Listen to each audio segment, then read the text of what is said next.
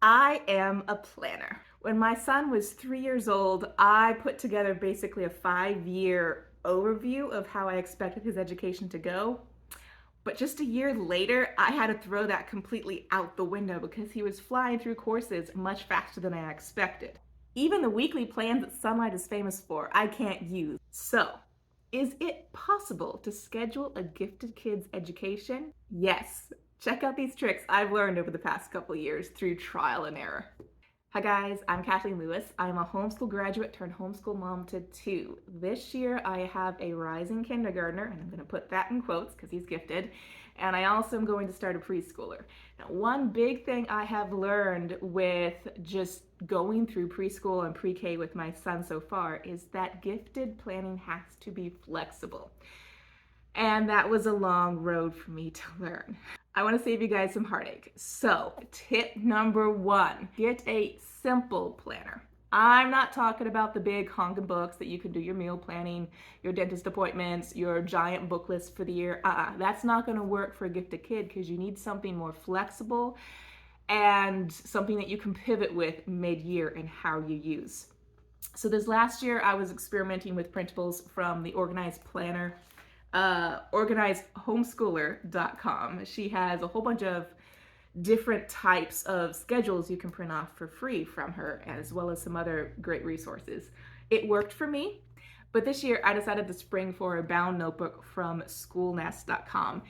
I love this planner. It is minimalist. It is something that I can change mid-year if necessary. It has some extra stuff that I won't be using, but I think it's the best I've seen out there so far for planning for a gifted kid. Tip number two, plan for only one semester or term at a time. Gifted kids fly through material, so you have no idea where they'll be next semester. However, that does not mean you can't have a vague idea of what's going to go on in the next semester or next term, and watching for curriculum and maybe even collecting things that you know your child will use within the next year or two. Planning for one semester at a time, however, does not mean you have a detailed monthly or weekly plan at the beginning. It just won't work. So instead of weekly, only write down goals for the semester or term that you want to accomplish. Tip number three actually came from my own experience in college. So growing up, we had the one course that you have to do for the entire year. And then I got to college and did an accounting internship, which was one half of the spring semester. And then the second half of the spring semester, I did block classes. I was in heaven. Stressful heaven because of the course load I was working on, but still heaven with how fast I was able to go through the material. And I have since figured out that that should be a concept we bring into homeschooling as well. Because as homeschoolers, we have the flexibility to do these block classes and not follow a traditional school method. So what in the world does this look like in reality?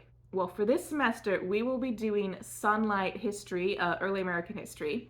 And then also we have human anatomy from two different curriculums that we're going to be putting together. So instead of having science and history all together for the entire semester, we are going to start with history and just focus on history until we're finished with that curriculum. And then we'll move on to science and do that 3 or 4 days a week, whatever my son is interested in. That methodology could also work for literature classes, for geography classes, for art classes. You get the idea. The skill-based classes like math and reading and handwriting and spelling, those would be best to do every week. But here's a hint, you don't have to do it every single day that week. There are 3 key reasons why I like the block class idea. One is that gifted people tend to want to immerse themselves into a subject and basically live and breathe that subject as much as possible until they're satisfied with it. Capitalize on that intense curiosity, which may or may not work for every subject, so you'll have to adjust for your kids. Another reason this works well is because gifted kids do tend to fly through material quickly. So if you're not juggling a whole bunch of classes, then you can facilitate that speed and also have one in the wings of this is what we're going to move on to next once you finish this one. Third reason block classes work so well harkens back to memories of schooling as a kid. You guys all know the mid-year doldrums of We've been doing this for so long. I am bored with this material. I want to do something fun. That can happen in October, that can happen in January, February, but we all hit those slumps as homeschoolers. And that I think that idea can be intensified for Gifted Kid because many, not all, but many want something new to stimulate their brain. Even as an adult, I do this. I have a rotation of topics that I pick up and study for a few weeks or months and then put back down and go back to the one of the other ones I had put aside for a while. Does anyone else do that? The next tip is to bump that like button and let me know you've been enjoying the video. Tip number 4, I alluded to earlier. Utilize the block scheduling idea on a weekly basis. Now, if you're not splitting up your history and science into separate parts this semester, you could do this during the week, and many homeschoolers do. You have science on Monday for however long you guys want to go, and then history on Tuesday, and then science on Wednesday, and history on Thursday.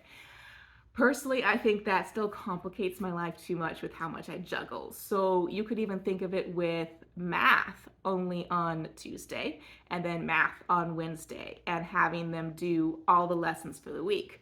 My sister-in-law actually does this with her kids. She has one subject per day. So for me this year, for block scheduling during the week, I'll plan on Monday being our art day, and I'll let the kids keep exploring that art material and art concept in the morning until I felt like we need to move on to something else. So I will have no true cutoff point for them. I'll also be doing the table time math, which for me will chain together handwriting, spelling, and the free art drawing for my son while I work with my daughter. And then probably later in the afternoon, we'll sit down on the couch and do 4 days of reading materials. So history, we'll be reading every single day, Bible, and then our fun books and my daughter's preschool books as well. For reading and math, I'm going to experiment. So I will start with trying to do math 4 days a week with my son. I anticipate that might be a transition issue, him not wanting to quit math. So I can adjust and say, you can do your Beast Academy 2 days a week for a maximum of an hour, hour and a half, if you're interested in that. But you're required to do 1 classroom a day for that. And then we can spend a little bit longer on reading practice the other 2 days that we don't do math. I'll have him read a little bit every day to improve his confidence, but the more challenging and the longer length materials I'll do on our non-math days.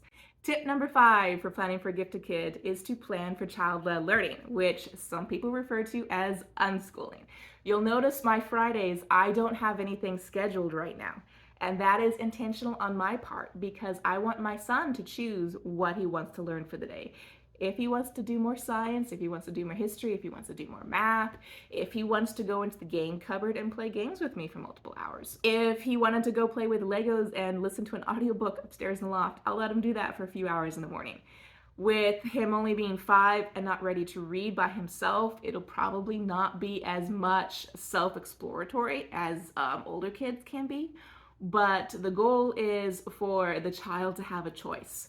And this happens every day, but Friday is going to be my dedicated fun day for the kids to choose what they want. If they don't come up with anything, then I'll choose, and we may have a park day or game day or cooking day. We'll figure that out. Tip number 6 is to plan for a couple weeks at a time. Usually I try to look 2 to 4 weeks in advance. Now again, this is not a detailed planned out. This is to get your supplies and books ready if you're using curriculums that need that. So for the library, I normally reserve books a month in advance that I think I'll be needing them. For supplies, I'll make sure I have it on my grocery list. I'll make sure I have it in a place in a box that I can pull out quickly if I need it. And I say 2 to 4 weeks because who knows how fast our Gifted Kids fly, so at any speed, you'll be ready.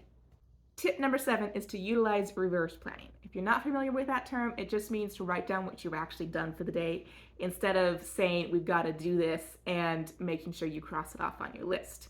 So at the beginning of the week, you can have a loose goal or idea maybe jotted down on the margin of your planning page. This is what I think we should get to this week. It could even be something like, I need my son to complete 5 lessons in math. And then if he chooses to complete 7 that week, that's fine. If it is Friday and you see he has not completed his 5 lessons in math that week, then you can tell him, before you get to the fun stuff today, you've got to do your 5th lesson in math. And then, of course, every day, write down everything that you've done that could be considered educational, because with gifted kids, we often do things beyond their levels. So I forget all the time to write down which audiobooks we've been listening to and how long that day.